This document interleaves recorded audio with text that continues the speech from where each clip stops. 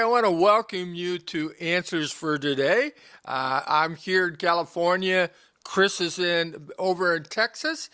We haven't been together the last few months. I've been battling a little kidney disease, believe it or not, and so trying to get things taken care of, healthy, and I appreciate all your prayers and all that, and doing better. And so we've had to put our live programs, our live recordings on hold for a little bit, but now we're back. We're looking forward to a very exciting end of 2024 and then a kickoff of 2025. I don't know exactly when this is going to air in your neighborhood, but we're glad to be back doing them again. And we always appreciate your comments or your emails, your questions that we could tackle on future programs. So you could email either Chris or myself.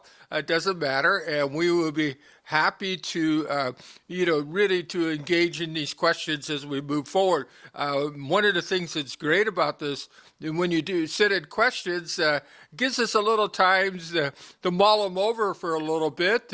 And my part is trying to figure out my whole part of this program is how to stump Chris. So I hope that you can help me do that by writing in your questions and comments. But first, let's welcome Chris. And Chris, as you greet everybody, tell us what you've been doing the last couple of months. I know you've been doing a little traveling, and you got your Bible studies online, and where you do live programs, or each week you do church services online where people can listen to. So give us a little update what's going on in your life.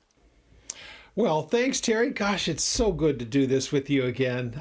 Missed this quite a bit. I'm glad that you're doing well, and look forward to getting things back as they were in the new year. Things looking up, and I'm glad to hear all the good news on your side of it. So thank you again for the invitation and getting to be a part of this. It's truly a blessing.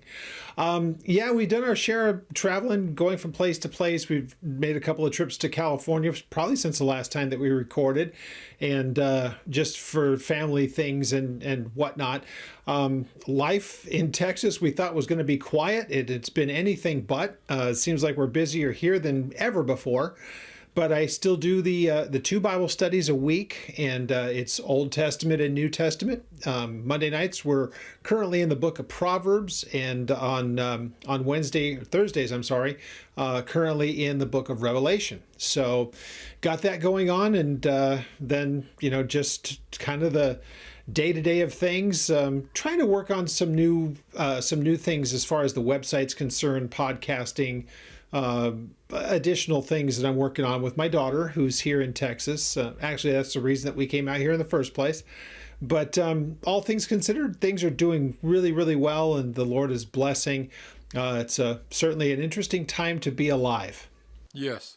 Yeah, I'm looking forward to, we'll do a little bit on the next program, talking about where we're at in Bible prophecy, because I think certainly as we move to 2025, my thought is that, even though we have a president and a new administration, it seems good for our country.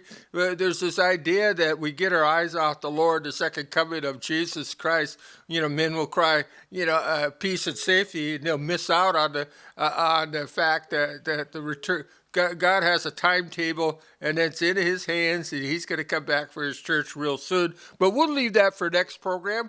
What I would like to do is talk to you about it, because I was very interested, because, I've been going through my health problem, and I know a lot of other people that have been going through various health problems and all that, and each one of them are very important for the person that's going through it. And so it came back to my mind that Jesus is the same yesterday, today, and forever, Chris. And as far as goes as healing, does that aspect of Jesus remain the same? Is he still in the business of healing?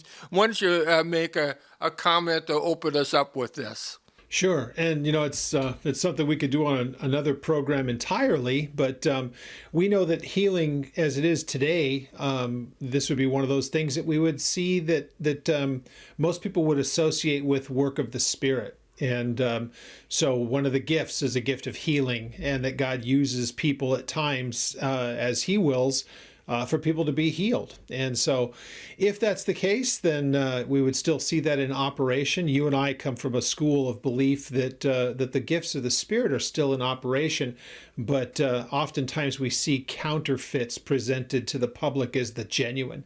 But if God is able to heal, which of course he is, we have plenty of it in the in the writings of the Bible, Old and New Testament, where God did miraculous things, even to the point of raising the dead. So the idea that he would have somehow ceased doing those things makes no sense. And people even that think that the gifts of the Spirit don't come through people anymore, it's God who is just doing it in a different way. God is ultimately the one who's responsible for it anyway. And so if healing is going to come, it's because he deeds it and he's the one who causes it to take place. It's not because some people that claim, we see them all over the landscape, to have this gift of healing, quote unquote, and yet they fail at that miserably because it's not about man. No, that's exactly right, and it's and the healing really ultimately God is glorified through the healing, and what I like us to do is look at the various ways that God heals. Could God heal miraculously? Well, Chris and I 100% believe that God's still the possibilities of doing the miraculous. He could use the doctors. He could use, while you're sleeping at night and wake up and, you're feeling miserable the night before. You wake up in the morning, you're refreshed. How does that happen? How do you get healed? And what does your body do? If you could turn with me in your Bible to Matthew chapter 8, and we just have 3 little quick stories in here that shows various people who were healed by Jesus, the methods that they were healed, and like I said, the possibilities of this happening again today. One of the things that maybe, I don't know, I just kind of guess at, it seems like we hear more in the miraculous healings, Chris, in other countries, in different places where I don't know if we're too busy here in the United States, too noisy, something, but I do hear miraculous. I've seen some in my own eyes when God has healed people that I still to this day can't believe that it actually happened. You've probably been on hospital calls too. I was up at Sinai, way up in Los Angeles. I was called to go see somebody, and I didn't really know this person too well. And I walked into the hospital room, and here I'm supposed to be the pastor with great faith, and I walk in there, and I saw this guy had more tubes on him and more wires on him, and he didn't look like he was going to make it through the night. And I just simply prayed, and quite frankly, I don't want to say it's my greatest prayer of faith, but God touched him and healed, and he lived another 10, 11 years, very strong and active in the church. And so was it my faith? Was it their faith? Or was it just a miraculous work of God? Those are the things that, as far as healing, we don't really understand. And so I thought we'd look at Matthew 8, there's 3 little stories here at the various healings that he did. The first one, of course, he heals a leopard, Chris.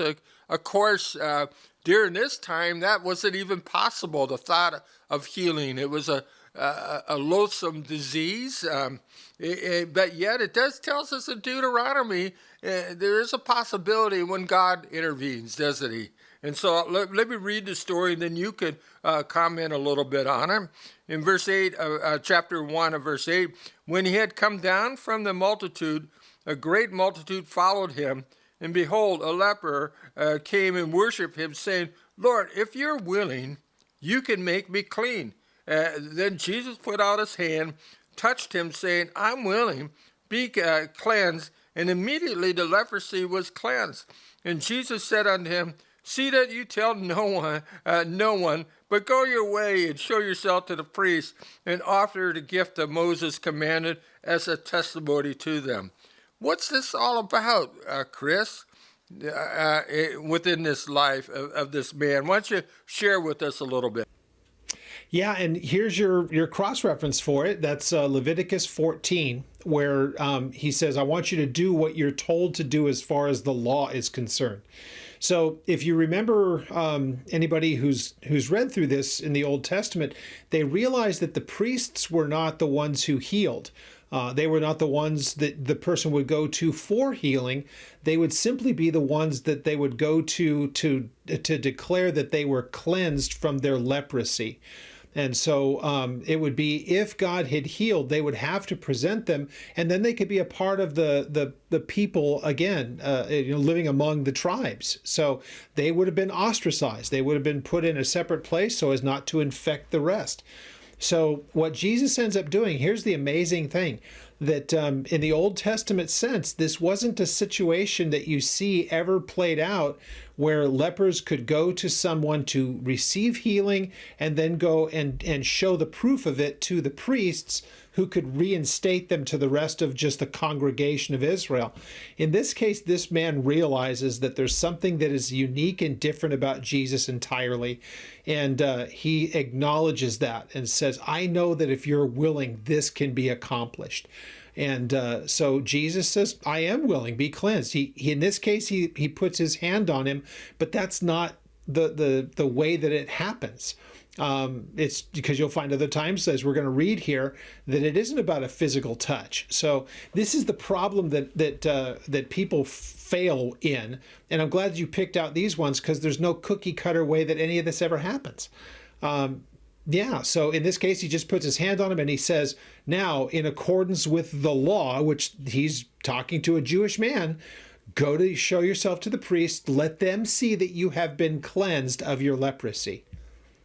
And I like that here it is, it's a man in a desperate position, obviously, and he sees the Lord and he says, Lord, if you're willing, you can make me clean. And it really speaks about his faith and the fact that he must have recognized that he was the Son of God, or there was something really different about Jesus, that he knew that he had the capacity and ability to heal him. And the question is, and I pray for the sick, Lord, if you're willing, you could heal them even right now. You could use doctors. You could use a period of time. It's really in your hand. And he would just say, Lord, if you're willing, you could make me clean even right now. What a powerful testimony of faith that this man had. Well, and this is good for us to really understand as well. And I'm glad that you're bringing all of this up, including what you just said. The thing is, there's nothing that tells us or indicates to us one way or the other that this man had ever seen anybody cleansed from leprosy. Yes. Yeah. No, he had. We don't know that at all. I mean, obviously he lived as an outcast person from society. He probably lived in with other people who had leprosy, but never seen a healing. Right.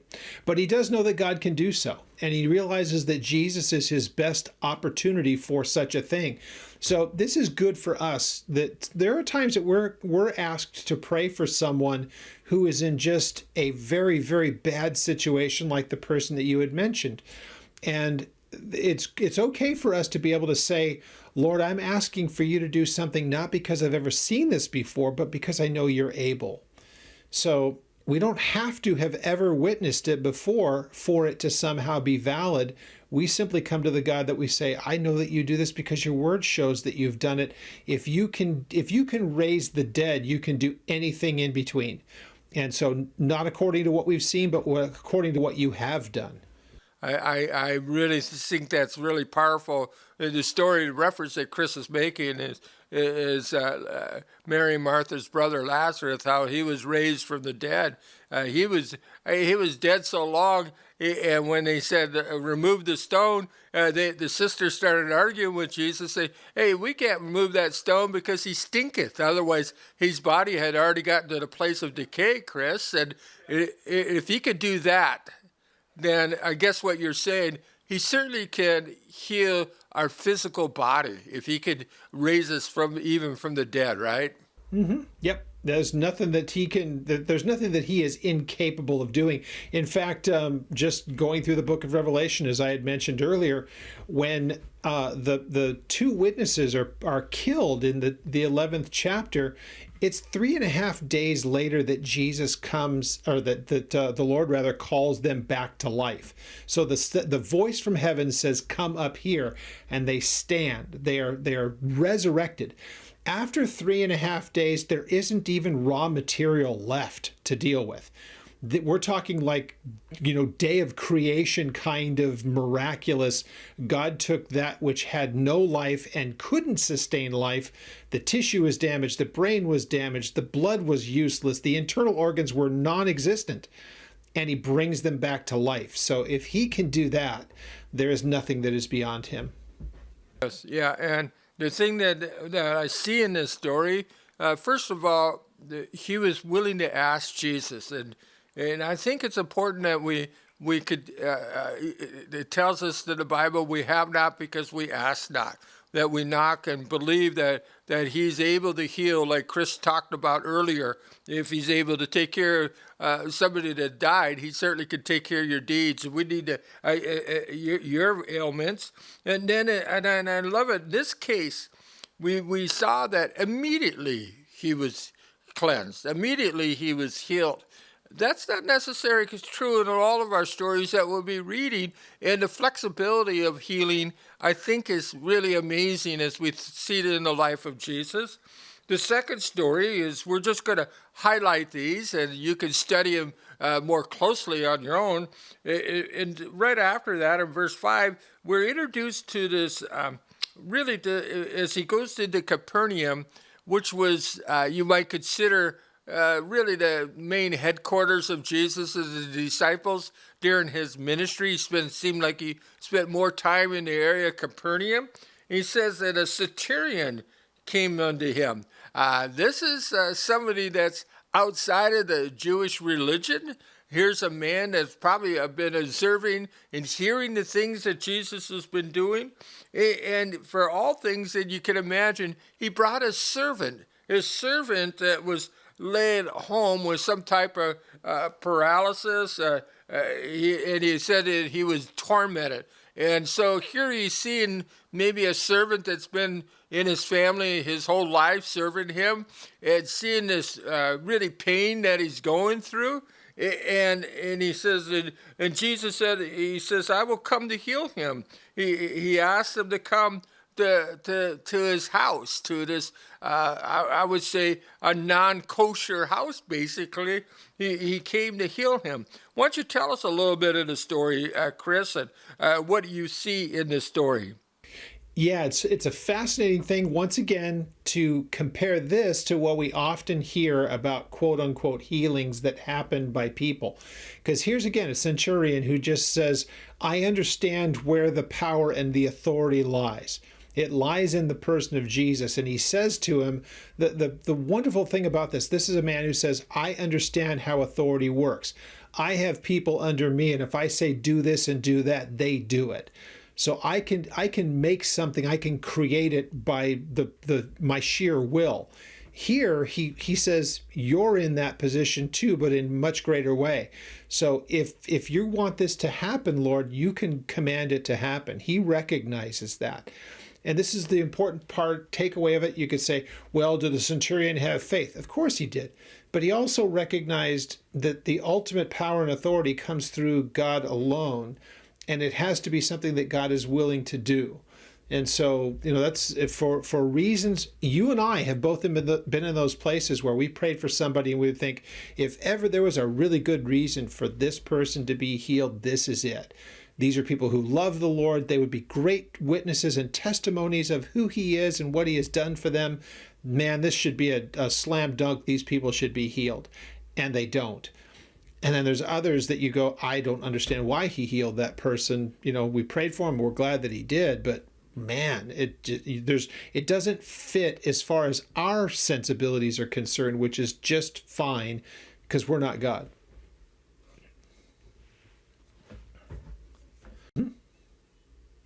Yeah. Again, now your third instance here where you have a different, if you will, formula. The first one, the man who had the affliction comes directly to the Lord and asks to be healed. In the second one, it's a third party person who comes on behalf of another. And of course, the Lord is the one who heals. In this case, there's no detail given to us whatsoever, like God gives us the detail in the previous two. Because remember, it's the Holy Spirit who moved upon Matthew to write as he did here. There is no information. So it gives every impression that he just comes there only to find that she is ill, and he takes it upon himself to do it. No mention about faith, no mention about belief or anything else. Jesus is just moved with compassion, and he's not done with that, because he heals demon-possessed people after this. There's a whole lot of things that are going on. But let's remember that all of this was not done in a vacuum. This was intended for people to recognize that there is somebody among them who is unlike anybody that they've ever seen. We have great indication of that from Nicodemus in chapter 3 of John's Gospel. He says, who can do the things that you do unless God is with him? So his fame, if you will, was getting around, and people recognized he's not just another person, which was really the intention. And you find that he says that a number of times. Don't believe me for the words that I say, but you can believe me because there's evidence that I have authority. So look at it for those reasons. And at other times you would say, don't be so caught by the appearance of things. Hear what it is that I'm saying. His point was that his word and the things that he did were all testimony that he had been sent by the Father for the purpose of ultimately giving his life for sin. Yeah, and as he's listening to Jesus speak through this, I think his faith begins to grow. As he says, he's saying, I'm not worthy, that you should come underneath my roof. Otherwise, I don't even need you to come to my house, Jesus. He says, because here I am, a Roman centurion, and and I want you to help my servant, but I'm not worthy to come all this way. Just speak the word, and it'll be good enough for me. And I love it. It says, then Jesus said, it down in verse 13, said to the centurion, go your way, and as you believe, so let it be done for you. And the servant was healed that same hour. And so I believe that as he's speaking to Jesus, his faith grows. And he starts believing that Jesus could do this. He doesn't even have to go to his house. That's a very unique thing, that he had enough faith. You just stay where you're at. And it tells us in that same hour, as he was traveling along, his servant was healed. Isn't that very miraculous and I think very interesting, Chris? Yeah, and I'm glad that you asked it that way, because there is... In the Christian, in Christian circles, let's call it that, in modern day, there is this belief that there is some kind of a formula that's supposed to take place, or else healing cannot come. And so that is that you have to have enough faith for this to take place. And yet these are the people that are saying that they're faith healers. So you want to pretty much just say, well, pick a side. Are you a faith healer, or is it dependent on me? So in this case, yeah, unfortunately, that's the sad part about it. So the first one that we saw, this man, the first example, that man had faith. I know that if you are willing, I will be healed. That's wonderful. Here in this case, the man who is tormented and sick, there's no mention of him. He's not the one petitioning. So this is not a matter of, does that man have enough faith? The person who believes is the centurion. And we had made mention of Lazarus. Well, Lazarus had no faith. He's dead. When it comes to Martha, the one who mentions it to him, she's in unbelief, because he says, your brother's going to be raised again. And she says, I know that he will be in the last day. So she doesn't have faith either. And yet he's brought back from the dead. So when it comes to that, you got to be able to say, if you're going to try to say that there's some formula to this whole idea of healing, first of all, you just need to realize that the way that the Bible presents this particular topic, there are so many varieties of ways that God does it, and the only common denominator is it's God who does the creation of it. He's the one who brings it about, regardless of circumstance. It's always he who does it.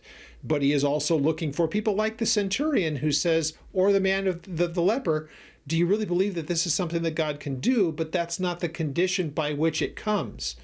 So again, dead people don't have faith, and yet they're resurrected. It's that simple. Well, and that's the beautiful thing is that, like we said, that Jesus is the same. He's continuing to heal like this in a miraculous way, and also when we're involved and when we're not involved. Like we saw that centurion servant was really out and about. I mean, he couldn't hardly move. And then in our next little story, we're still up there in Capernaum, and we're there at Peter's mother-in-law's house, or Peter's house, they like to say. And his mother-in-law was lying sick with a fever. And so it tells us that Jesus just touched her hand. And so we don't know of any interaction between them. He just came in the home, saw her that she had some type of fever, maybe a flu, maybe, we don't really know, but he just touched her hand. And immediately, it says the fever left her, and she arose to serve them. She rose and got up and started making everybody a meal. It sounds like, Chris. Isn't that so? Here we are. We don't have her being involved with it other than she's really sick. I think all of us have been really sick at one time, and we're just crying out on the Lord. We can't hardly even talk, and the Lord touches our body, and we're healed. That to me is the continuous work of the healing of Jesus as I look at this, Chris. You know what? I'm so thankful that you got to that last verse, because this reference that is here to Isaiah is taken from Isaiah chapter 53. And to this day, to the Jewish mentality, it's not speaking about a person, but it's speaking about the nation of Israel. Well, here, a Jewish person understanding exactly what was taking place recognizes that the person described in Isaiah 53 is in fact the person of Jesus. So it takes that 53rd chapter of Isaiah and said, who could this be talking about? The New Testament settles the question. So go back and read everything else that's there, and you'll find out that Jesus came into this life that we could be healed, not just in the physical sense, because that's temporary, but we are given healing spiritually that's eternal in its scope. Wow. Well, thank you for joining us. I hope that you turn in next week as we continue along 2024-25 as we're nearing the end and we're starting anew. Please, again, send in your questions and comments to us. May God richly bless you. Bye-bye. Have questions? Feel free to contact us, either by mail at Agape Chapel OC, P.O. Box 4023, Huntington Beach, California, 92647. Or you can email us at aft@agapechapelOC.org. You can also visit our website at agapechapeloc.com. We here at Answers for Today would like to thank you for watching and to remind you to look up, for your redemption draws near. Till next time.